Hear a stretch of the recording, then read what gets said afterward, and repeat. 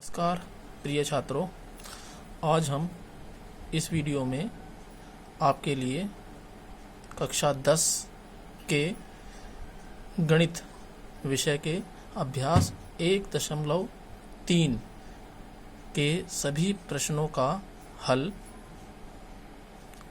करना सिखाएंगे। इसके लिए अभ्यास 1.3 में प्रश्न 1 को देखते हैं। जैसे कि स्क्रीन पर दिखाया गया है, सिद्ध कीजिए कि √5 एक अपरिमेय संख्या है। अब पिछली क्लास में आपको पहले ही बताया जा चुका था कि परिमेय और अपरिमेय जो संख्याएं हैं, परिमेय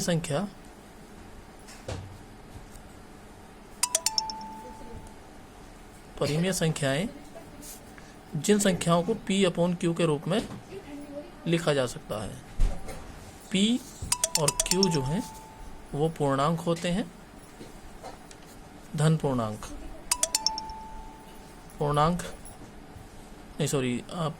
कह सकते हैं, पूर्णांक होते हैं और Q जो है वो 0 नहीं होता। और अपरिमेय संख्या वे संख्याएं हैं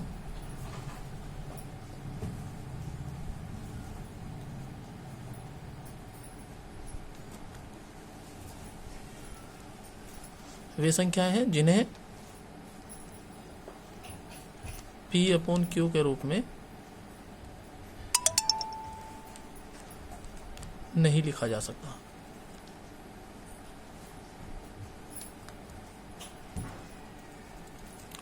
तो आपको पिछली कक्षा में बता दिया गया था कि परिमेय संख्या और अपरिमेय संख्या क्या होती हैं।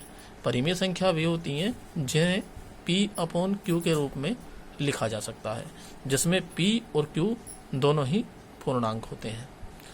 और P 0 के बराबर भी हो सकता है और नहीं भी हो सकता, लेकिन Q सदैव नॉन ज़ीरो होगा, यानी कि 0 के बराबर नहीं होगा।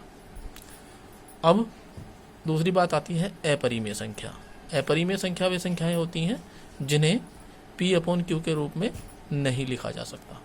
जिन्हें हम P/Q के रूप में नहीं लिख सकते वो अपरिमेय संख्या होती हैं। हालांकि ये पिछली कक्षा में बताया जा चुका है। अब पुनः अपने प्रश्न पे आते हैं वापस। तो प्रश्न नंबर 1 है, सिद्ध कीजिए कि √5 एक अपरिमेय संख्या है। हमें जो सिद्ध करना है, √5 एक अपरिमेय संख्या है। तो इसको सिद्ध करने के लिए हम ये मान के चलते हैं, माना √5 एक परिमेय संख्या है।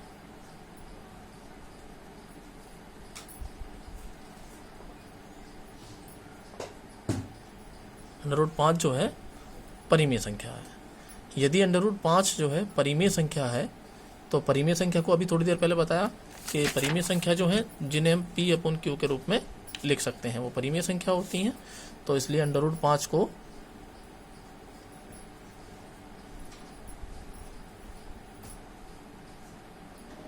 P/Q के रूप में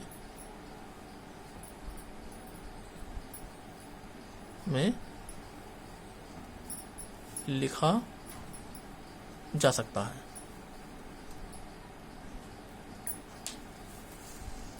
इसलिए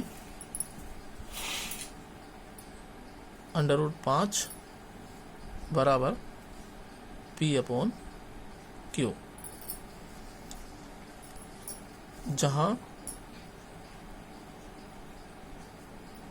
P व Q के बीच कोई सार्व गुणनखंड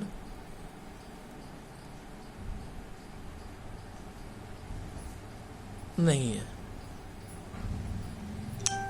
ये बात नोट करने वाली है कि अगर हम किसी परिमेय संख्या को P/Q के रूप में लिख रहे हैं तो इस P और इस Q के बीच में कोई भी सार्व गुणनखंड नहीं है। दोनों पक्षों का वर्ग करने पर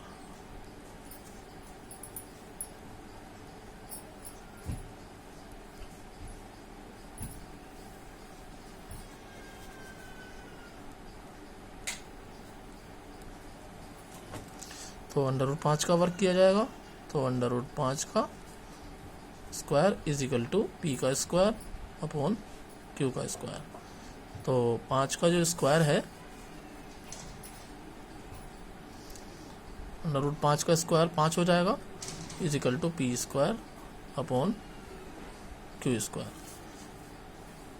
इसे यूँ लिख सकते हैं 5 क्यू स्क्वायर। इसकी जब इस तरफ मल्टीप्लाई करेंगे, क्रॉस मल्टीप्लाई करेंगे, तो 5 q square is equal to p square. This implies p square is equal to 5 q square. ये हो गया समीकरण नंबर 1। अब समीकरण 1 का प्रयोग करेंगे। समीकरण 1 से पी स्क्वायर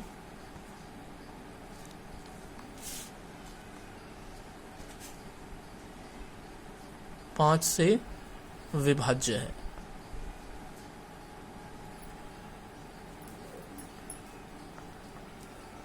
इसलिए P भी 5 से विभाज्य है।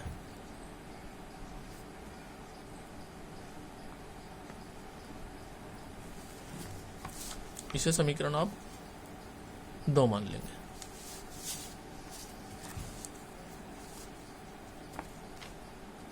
माना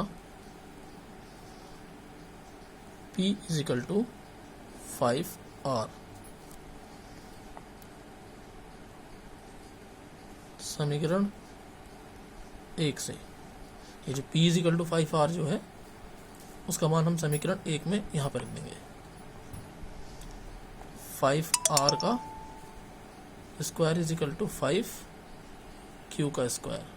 5 का स्क्वायर करेंगे 5 मल्टीप्लाई 5 इज इक्वल टू 25, और r square is equal to 5 q square. 5 जा, this implies q square is equal to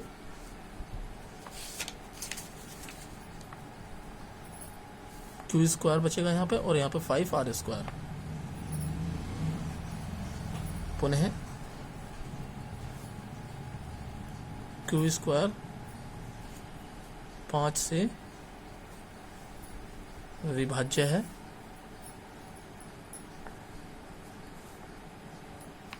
इसलिए क्यू भी 5 से विभाज्य होगा।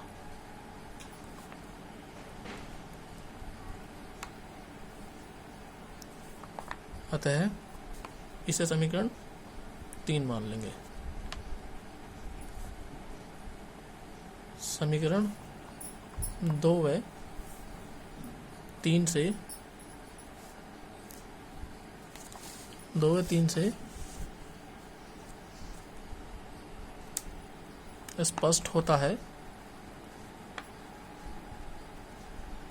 कि 5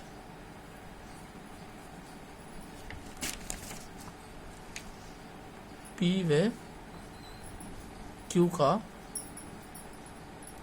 गुणनखंड है,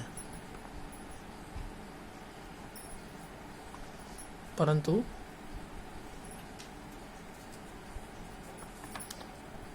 यह विरोधाभास है।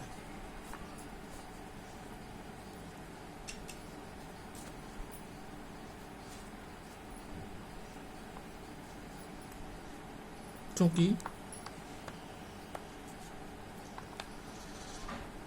ऊपर यह माना गया था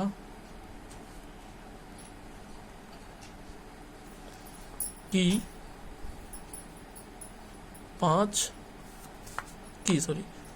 कि P व Q के बीच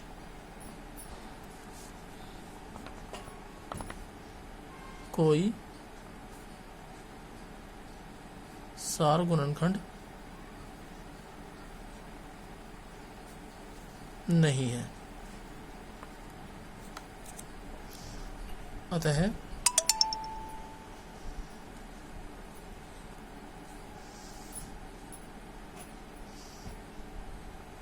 हम हमारा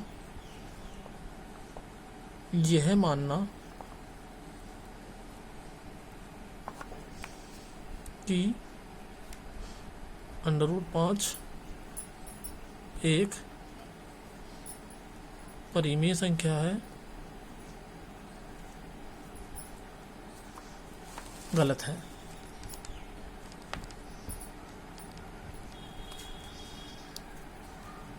अतः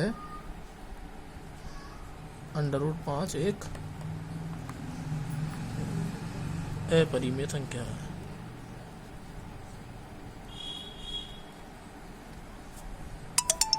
तो इस प्रकार हम देखते हैं कि हम शुरू में ये मानकर चले थे कि √5 जो है वो परिमेय संख्या है, लेकिन हमने साथ में ये भी कहा था कि P और Q के बीच कोई भी सार्वगुणनखंड नहीं है। लेकिन यहाँ P और Q के बीच में एक सार्वगुणनखंड आ गया जो कि 5 है, इसलिए √5 एक अपरिमेय संख्या है। इस वीडियो में बस इतना ही।